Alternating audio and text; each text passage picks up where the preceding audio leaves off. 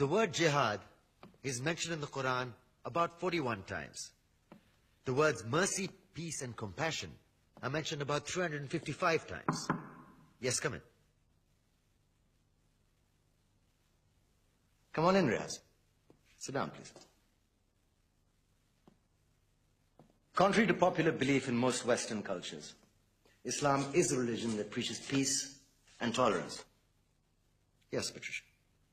If Islam truly is a religion that preaches peace, then how come the world's most troubled spots, the West Bank, Afghanistan, Pakistan, Iraq, they're all plagued with Islamic terrorism? Well, that depends on your definition of terrorism. Some might argue that the U.S. invasions of countries like Iraq and Afghanistan are also acts of terrorism. No, those were acts of war to get rid of despotic regimes. Or a means of getting at a country's oil.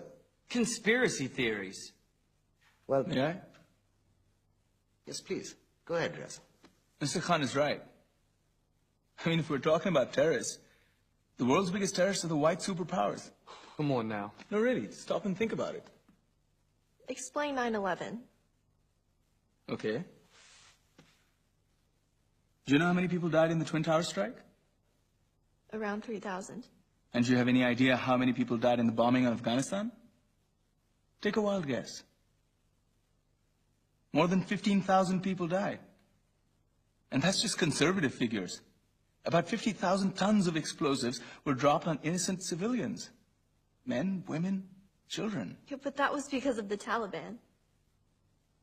Now that you brought it up, did you know that the Taliban was a creation of the CIA? To fight the Russians. Whatever. They were still harboring terrorists. Yeah, right. Terrorists that were never found. Just like the weapons of mass destruction that were never found in Iraq. Do you want to get into the death toll in Iraq? 500,000 civilians and counting. And what do Britain and America say when they don't find these weapons? It's simple. They just say sorry. And still refuse to relinquish control of these countries. What are you trying to say? What I'm trying to say is that just because you're American, wear a fancy suit, and call yourself the president, doesn't make you any less of a terrorist. I'm saying that if you don't stop meddling in other people's countries, you will face a backlash. If Muslims like you feel that way, then why don't you get out of our country? We will. As soon as you promise to leave ours.